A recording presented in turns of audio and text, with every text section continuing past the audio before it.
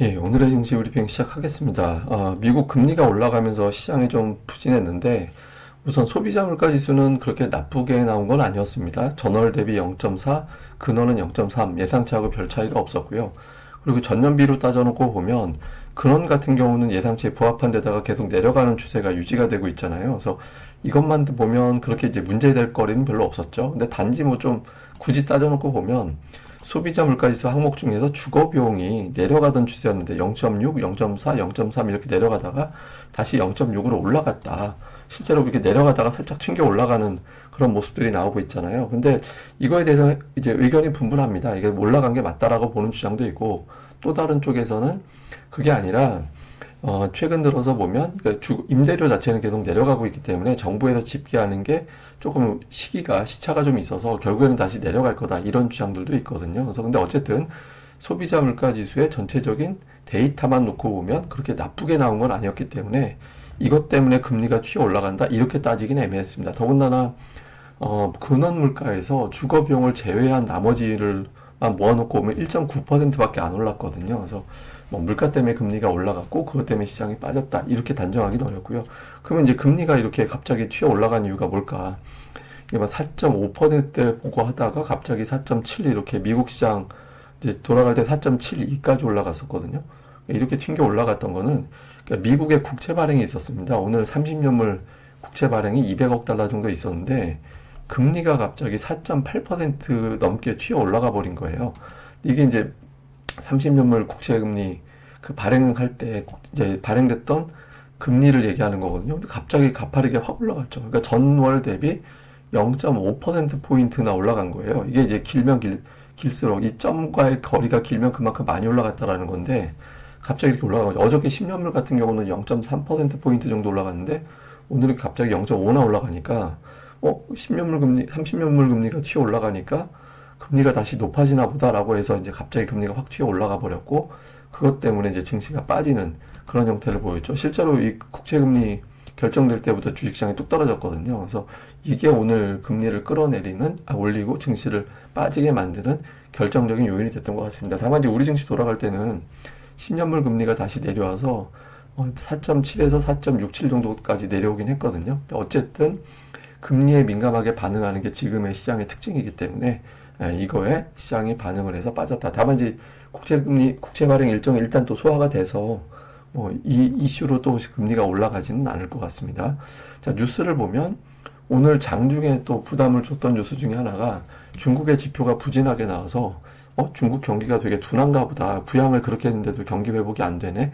그러니까 이런 어떤 인식을 심어준 거, 요게 하나가 또 있고요. 이건 뭐 블룸버그 이런 데서는 오늘 아시아 증시 하락 이후로 이걸 꼽더라고요. 그 다음에 또 하나는 지정학적 리스크. 그러니까 이스라엘군이 가자 지구에 이제 들어가기 위해서 이제 지상군 투입하기 위해서 이제 이동해라, 이렇게 이제 했다라는 건데, 이게 재료가 미묘한 거예요. 최근에 이스라엘하고 저쪽 전쟁 나면 미국의 국채가 안전자산이잖아, 해서 국채 금리가 또 떨어지는 그런 현상이 있었거든요. 그래서 이게 이제 금리에는 또 희한한 변수가 될 수도 있어서 요 뉴스는 좀 계속해서 좀 체크를 해봐야 될 것 같습니다. 그러니까 한편으로는 지정학적 리스크, 근데 또 한편으로는 저 이슈가 불거지고 나서 미국의 국채 금리가 또 내려가는 기현상이 나타났었거든요. 요건 한번 좀 볼 필요가 있는 것 같고, 그 다음에 이제 오늘 하이닉스가 장중에 삼성전자는 빠졌지만 이게 플러스가 난 게 실적주로도 분류가 되면서 이제 다른 어떤 하이닉스 이슈 강할 때 이제 HBM 종목들이 강하게 올라가잖아요. 그래서 이제 좀 끌어올리는 그런 역할을 했다, 이렇게 볼 수 있겠습니다. 그러니까 종목들을 보면 코스닥이 무려 6주 만에 올랐습니다. 그러니까 5주 연속 하락했다가 6주 만에, 오늘 빠져서 기분은 안 좋지만 어쨌든 6주 만에 플러스가 나는 그런 모습을 보였거든요. 그러니까 윗꼬리 아랫꼬리 보세요. 뭐 굉장히 변동성이 컸죠. 코스피도 한 2% 정도 올랐고 코스닥은 0.8% 정도 올라갔고, 하이닉스 같은 경우는 철저하게 박스권인데 아랫단으로 보면 대략적으로 11만 2천 원 정도, 그러니까 윗단으로 보면 12만 3천 원 정도인데 요걸 살짝 머리 들고 나가서 이제 뿔같이 튀어나갔던 자리까지 왔거든요. 이게 이제 하이닉스 상단이 될 거냐, 여기서부터 새로운 시세가 될 거냐. 왜냐면 주포와 주도주가 등장해줘야 시장이 좀 더 강하게 올라갈 수 있잖아요. 그래서 요 역할을 해줄지. 다음에 하이닉스가 강하게 가다 보니까 HBM으로 분류가 되는 종목군들, 뭐 한미반도체, 뭐 PSK 홀딩스, 인텍플러스, STI, 이런 종목군들이 강했죠. 한미반도체 같은 경우는 여기 한 번씩 양봉 내고 올라가는 패턴이었는데 지금은 치솟는 양봉 없이 그렇게 올라가잖아요. 근데 제가 이게 이제 수급 맨날 종목 수급 말씀드릴 때 기관들이 반도체 쪽 계속 종목 수가 많다라는 코멘트를 여러 번 드렸었잖아요. 근데 보시면 실제로 기관들이 반도체 업종만 놓고 보면 10거래일 연속 매수가 들어오고 있거든요. 그래서 기관들이 진심으로 좀 담아내고 시세를 만들어내는 종목군들이 현재 4분기 들어서는 일단은 반도체가 초반에 이렇게 움직임이 나오고 있는 것 같습니다. 전체 수급은 되게 안 좋았죠. 외국인들 현물, 선물 다 이제 매도를 했고 코스닥 같은 경우는 매도 규모가 엄청나게 많았습니다. 종목으로 보면 삼성전자 팔고 하이닉스 사고. 근데 삼성전자는 제가 보기에는 금리 여파라고 봐야 될 것 같아요. 왜냐하면 저 우리나라 증시를 상징하는 종목이라 한국을 매수하는 환경이 돼야 삼성전자를 사지 뭐 이런 거 같거든요. 어쨌든 삼성전자 매도 쪽 가 있고 하이닉스를 삼성전자 매도 규모보다 더 많이 산 게 좀 특징이고요.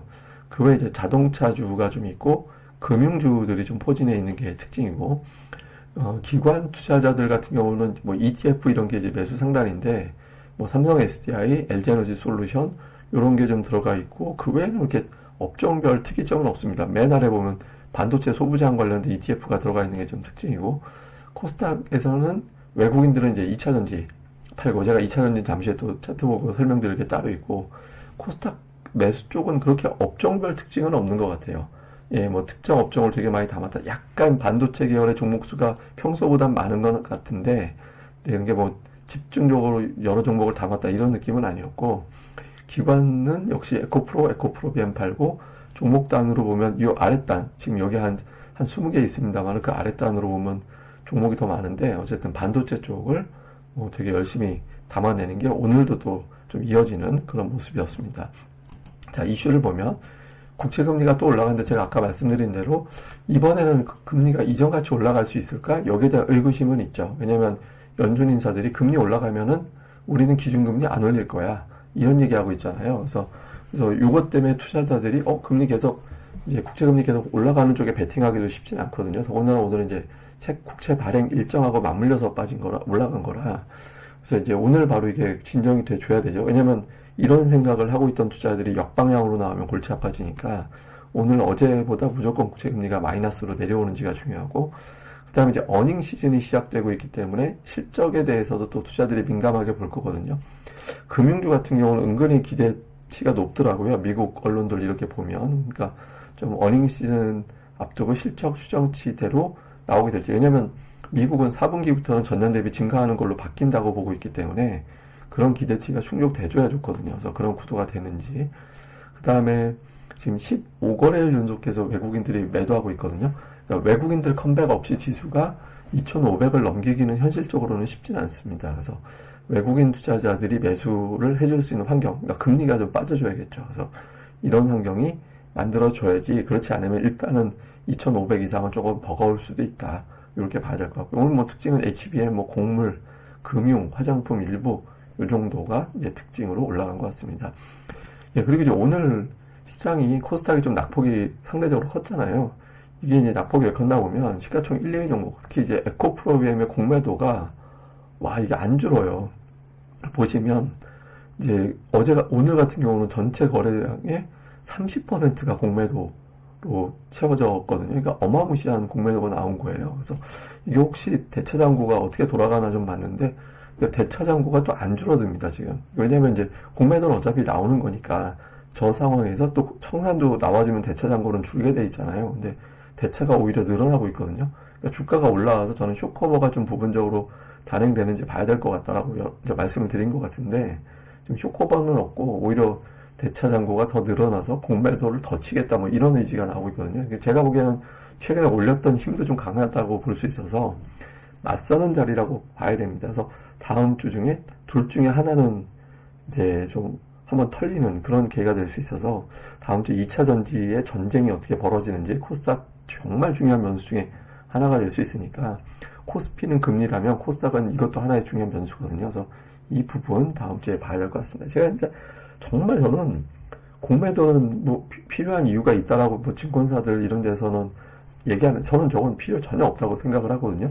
예, 그러니까 아니 왜 그 주식 없는 사람이 이 주식 걱정을 해서 주가를 뭐 고평가라고 파는지 모르겠어요. 그러니까 그러려면 아파트도 공매도 치고 집값 비싸고 하면 다른 것도 다 공매도 치게 허용을 해줘야지 왜 주식만 공매도를 허용하는지 모르겠어요. 그러니까 저는 없어져야 될 제도라고 생각을 하거든요. 저번에도 한번 말씀드렸지만 조 단위의 펀드를 조성해서 공매도 친 종목들만 고르게 그냥 쫓아다니면서 상한가 만들어서 쇼커가 유도하는 그런 펀드를 나중에 한번 꼭 만들어 보고 싶습니다. 말도 안 되는. 예, 어쨌든 오늘 하루 잘 보내시고요. 저는 또 다음에 뵙겠습니다. 이 방송 구독하기와 좋아요 꼭 부탁드리고요. 그리고 마이크 말씀하시는 분들이 계셔서 사실은 지금 마이크는 되게 좋은 거 쓰고 있거든요. 근데 PC에 뭔가 문제가 생긴 것 같아요. 그래서 며칠만 참아주시면 제가 이제 PC를 새로 맞추고 있으니까 그 되는 대로 또 바로 또 음질 개선하도록 하겠습니다. 예, 감사합니다. 다음에 뵙겠습니다.